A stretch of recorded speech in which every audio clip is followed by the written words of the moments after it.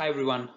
We often ask students to present their statistical model which they would use in their research studies.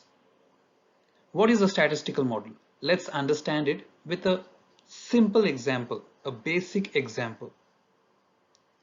In today's example, I'm going to take up a study which researched the pattern of bomb hits in London in World War II.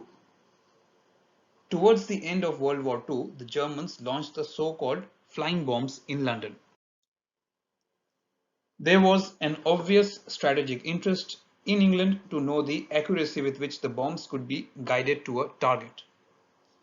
If the bombs were being accurately directed, it would be wise to diversify administrative and engineering sites.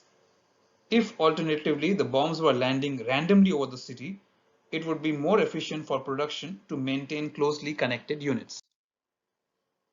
So a statistical model was proposed that assumes each bomb was equally likely to land anywhere in the city and that the bombs were directed independently of one another.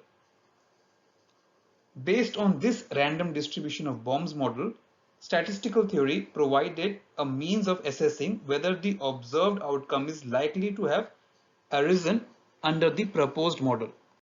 So the statistical model employed by the researcher would give an idea as to how many number of cities in London would be hit by bombs.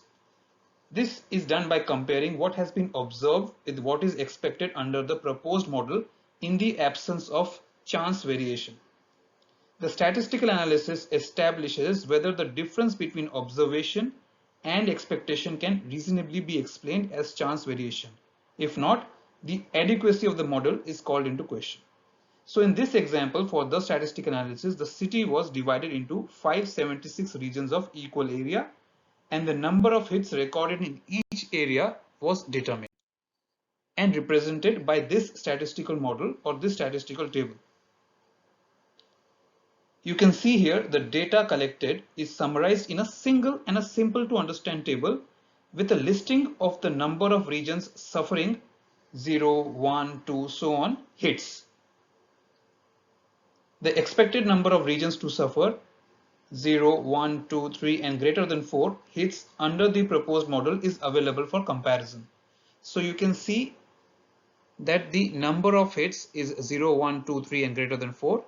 The observed frequency, for example, under 0 hits is 229, but expected frequency under the statistical model is 227, which is pretty close. In each of the cases, you can see that the comparison or the difference between the observed frequency and the expected frequency under the statistical model used by the researcher is quite close. It's not too far apart. Formal statistical analysis was used to provide evidence on the acceptability of the proposed model, because you can see the difference between the two figures was not significant. However, in this model, you can see there are two important points. Firstly, that this model was used to provide a real life answer to an important real life question. And this is what you have to aim for in your research as well.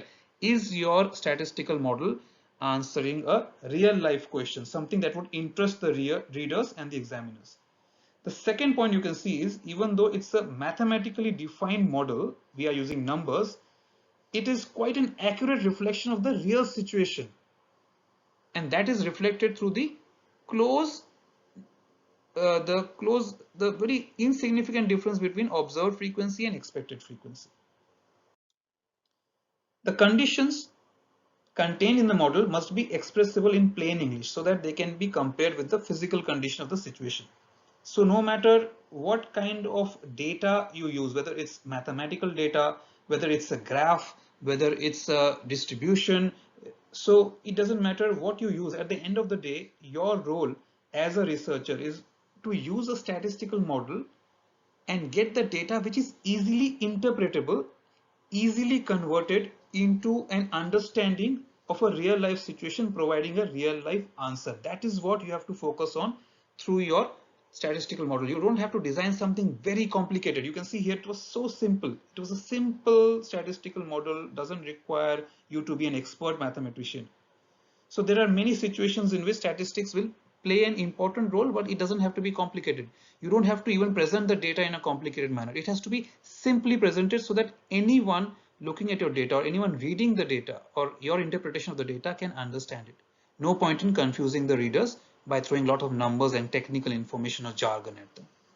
So I hope you guys now realize that statistical model is just a fancy word.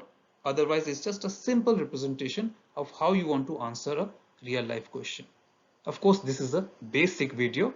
I will go much deeper into statistical models in my future videos. Bye for now, and thank you for watching.